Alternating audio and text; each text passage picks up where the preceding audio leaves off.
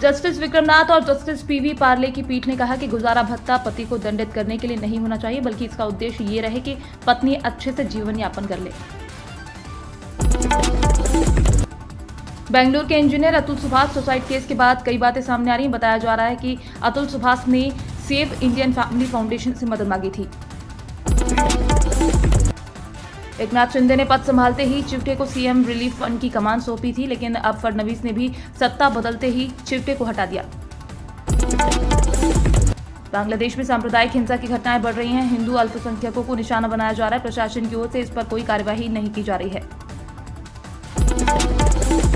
प्रधानमंत्री नरेंद्र मोदी के दौरे से पहले सीएम योगी आज प्रयागराज आएंगे। सीएम योगी 3 घंटे तक तैयारियों का जायजा लेंगे, महाकुंभ के कार्यों का निरीक्षण करेंगे। रामनगरी अयोध्या से संगम नगरी प्रयागराज के लिए 65 शटल सेवा चलाई जाएगी। महाकुंभ 2025 के मद्देनजर श्रद्धालुओं के आवागमन की सुविधा के लिए अयोध्या डिपो की स्पेशल बसें चलाने की तैयारी है। बेंगलुरु के अतुल सुसाइड मामले में केस दर्ज हो गया है। जौनपुर में निकिता के घर पर ताला लटक गया है। आधी रात को निकिता की मां और भाई घर छोड़कर चले गए हैं। महाराष्ट्र के पनभड़ी शहर में हुई घटना पर बसपा प्रमुख मायावती ने सरकार को चेताया है। उन्होंने सरकार से कहा है कि सख्त कार्यवाही करें, नहीं तो हालात काफी बिगड़ सकते हैं। रेलवे ने कानपुर सेंट्रल से होकर निकलने वाली 12 ट्रेनों को बालामऊ में यार्ड रीमॉडलिंग और कोहरे की वजह से निरस्त करने का फैसला लिया है। जिन यात्रियों ने इन ट्रेनों में पहले से रिजर्वेशन करा लिया हो, वो कैंसिल कराकर रिफंड पा सकते हैं। यूपी में बीएचयू के संविदा शिक्षकों के लिए अच्छी खबर है। विश्वविद्यालय प्रशासन ने मानदेय बढ़ाने की इनकी लंबे समय से जारी मांग स्वीकार कर ली है। यही नहीं, इन्हें अब ग्रेच्युटी का लाभ भी मिलेगा। यूपी की राजधानी लखनऊ में बेटे ने ही मां की हत्या कर दी। शव गांव के बाहर खेत में फेंका था। पुलिस ने इस वारदात का राजफाश कर आरोपियों को गिरफ्तार कर लिया है। दिल्ली में मौसम को ठंड लग गई है और अचानक तापमान ने भारी गोता लगा दिया। गुरुवार को पारा रिकॉर्ड तोड़ते हुए 4 डिग्री तक पहुंच गया।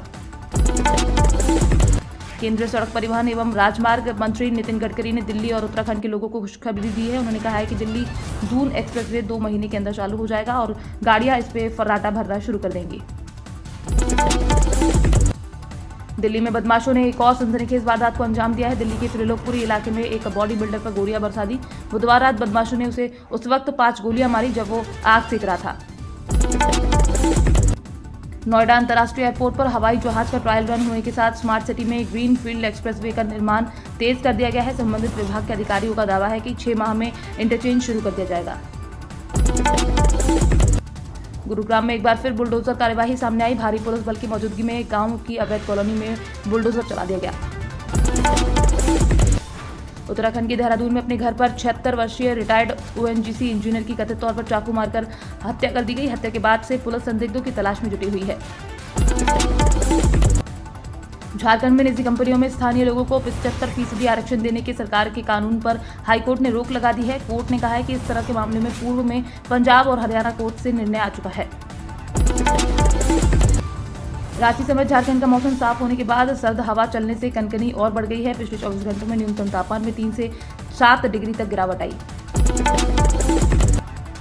झारखंड के आदिवासी और मूल निवासियों के लिए राज्य सरकार स्थानीय नीति बनाएगी। स्थानीय नीति बनाकर तृतीय और चतुर्थ श्रेणी की नौकरियों में इन्हें 100% आरक्षण दिया जाएगा।